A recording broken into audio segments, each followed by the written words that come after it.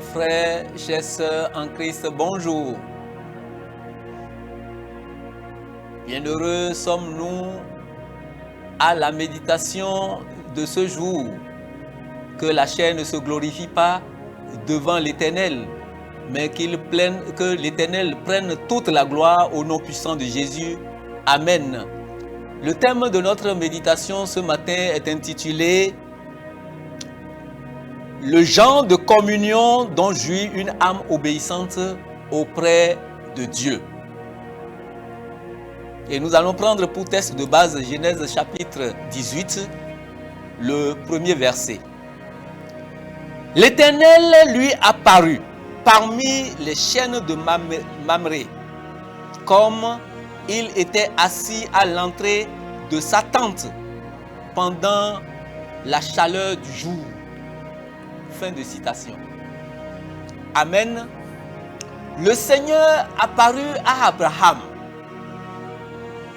Le Seigneur apparut physiquement à Abraham.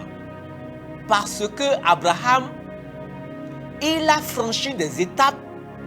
Il a témoigné de son attachement à Dieu, de sa dépendance à Dieu, d'une certaine obéissance au point où l'Éternel n'avait plus de barrière entre lui et lui l'Éternel. Il apparut à Abraham pour lui témoigner de ce que il est, celui qui mérite de par son obéissance qu'il lui apparut. Dieu peut nous apparaître, peut se manifester dans une ambiance claire où nous n'aurons même plus de doute à ce qu'il est là avec nous si nous sommes à l'image de notre Père dans la foi, Abraham. Qu'est-ce que Abraham a fait? Comment être en communion avec l'Éternel? Et qu'est-ce que cela nous donne comme récompense? Être en communion avec l'Éternel, c'est d'abord lui obéir. C'est d'abord faire sa volonté. C'est d'abord chercher à le connaître. Dieu n'est pas à la quête des hommes parfaits, non. Mais c'est ceux qui ont la disponibilité. Un cœur disponible pour le chercher, pour lui obéir, pour faire sa volonté, pour lui faire confiance. Ceux-là qui ne murmurent pas à chaque épreuve, ceux-là qui ne raisonnent pas sa parole, ceux-là qui ne le mettent pas au second niveau.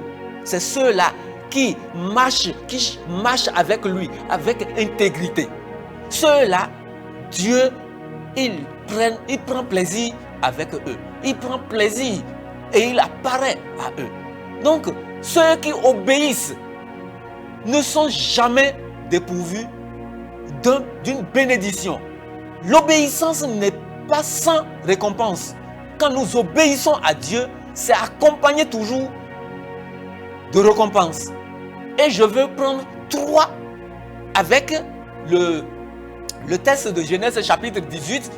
Nous allons relever 3 récompenses qui sont capitales quand nous marchons avec Dieu avec intégrité. Quand nous lui obéissons, quand nous sommes dans son plan, il y a 3 récompenses majeures que nous obtenons. Et je vais aller rapidement parce que le temps nous est un peu limité. Est-ce que vous me suivez? La première des récompenses, si nous méditons tout le chapitre 18, c'est d'abord que l'Éternel Dieu peut nous paraître, peut se manifester à nous. Et il se manifeste à nous quand nous lui obéissons. Il se manifeste clairement, sans voile, sans ombre.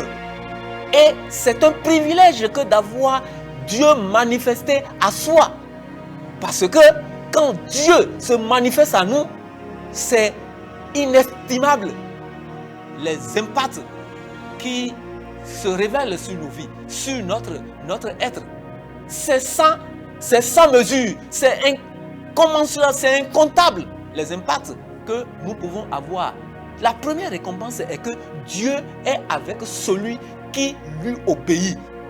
Et c'est un privilège.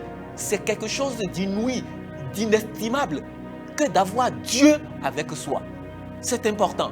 Si vous avez Dieu avec vous, il n'y a plus rien qui peut aller contre vous. Ça, c'est une récompense de ceux qui obéissent à Dieu, obéissent à sa parole. La deuxième récompense, c'est que Dieu révèle à celui qui lui obéit. Dieu révèle ses pensées à celui-là. Vous allez voir que Dieu a révélé à Abraham. Il a dit, je l'ai déjà choisi.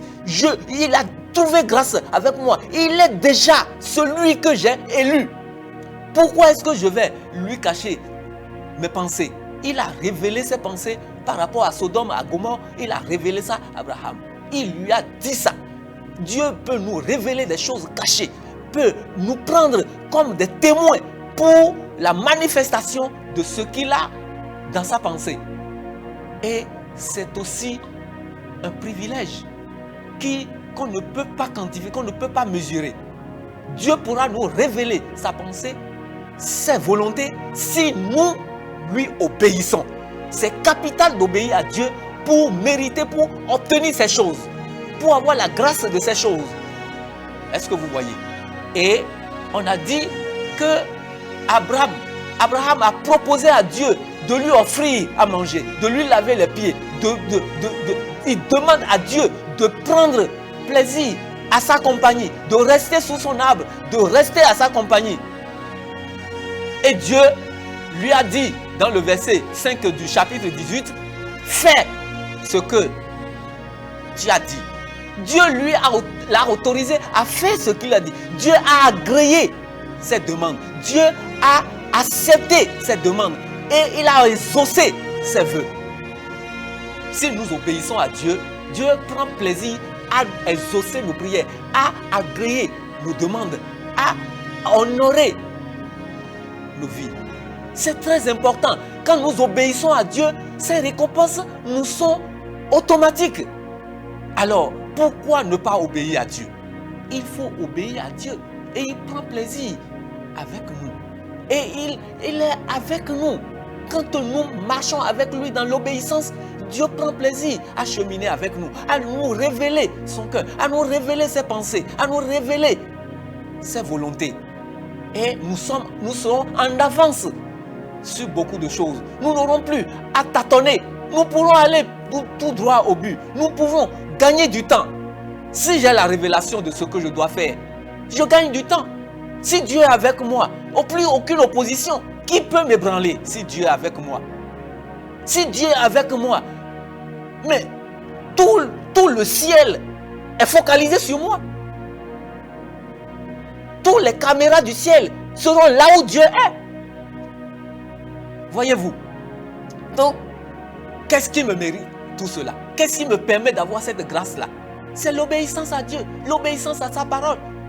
Faire ce qu'il attend de moi.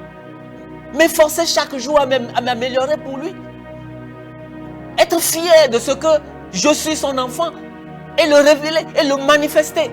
Pourquoi est-ce que je peux avoir honte de Dieu si je veux que Dieu soit avec moi? Non. Il y a des gens qui ont honte de Dieu et qui ne sont pas prêts à témoigner de ce que Dieu fait dans leur vie. Ils sont prêts à taire tout ce que les bienfaits que Dieu a accompli dans leur vie parce que ils ne sont pas dans un milieu approprié pour déclarer, pour affirmer Dieu. En tant que chrétiens, nous devons avoir des attitudes d'enfants de Dieu, des enfants dignes de porter le nom de l'Éternel. C'est-à-dire que quand nous sommes dans un milieu, on ne doit pas, on a dit, les apôtres, quand on a vu Pierre, on l'a identifié comme l'un de ceux qui accompagnaient Jésus. Ce n'est pas écrit sur son dos, apôtre de Jésus-Christ ou bien disciple de Jésus-Christ, mais de par son comportement. Même quand lui-même se reniait, quand lui-même il reniait, les gens ont dit, lui là, il est l'un de ceux qui étaient avec Jésus. Donc, nous devons de par nos comportements, de par nos démarches, de par nos attitudes, de par nos quotidiens, nous devons manifester Dieu. On doit voir lire Dieu à travers nous. Nous devons être de véritables témoins. Être témoin, c'est être un représentant, celui à travers qui on peut lire quelqu'un, on peut lire un événement. Mais aujourd'hui, nous n'avons pas cette tendance-là, nous n'avons pas cet affichage-là. Et cela n'est pas bien. Parce que l'esprit que nous avons, c'est un esprit qui gouverne tout, c'est le véritable commandeur.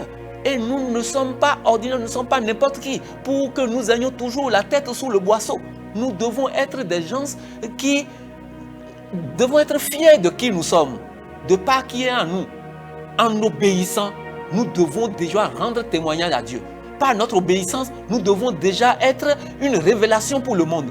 De par notre obéissance à la parole de Dieu, nous pouvons déjà gagner du temps, faire les choses pour que le monde profite de nous. Le monde puisse revenir à leur Dieu. Si nous avons reçu la grâce de devenir enfants de Dieu, est-ce que ce n'est pas pour nous un devoir de montrer aux autres que eux aussi, Jésus-Christ disait à tous ceux qui décriaient Zachée, il disait, lui aussi, il est un enfant d'Abraham pour qui je suis venu. Le Seigneur est venu pour nous tous. Ne croyons pas que quand nous sommes chrétiens, les autres, s'ils ne le sont pas, ça fait tant pis pour eux. Non, nous devons révéler qui nous sommes pour eux, afin que de par nos comportements, de par notre obéissance, de par notre démarche, notre habitude, ce que nous faisons, nos œuvres, ils puissent aimer être comme nous et venir à Dieu pour être aussi de Dieu.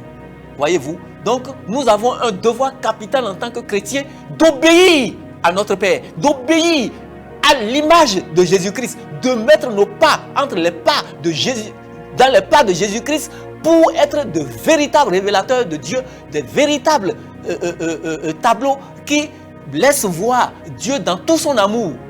Est-ce que vous voyez? C'est ça, être chrétien. C'est ça, notre mission. Notre mission, c'est d'abord obéir. Obéir dans le service, obéir à Dieu dans la totalité de ce qu'il nous commande de faire. Et non en partie, et non partiellement, et non de façon intermittente.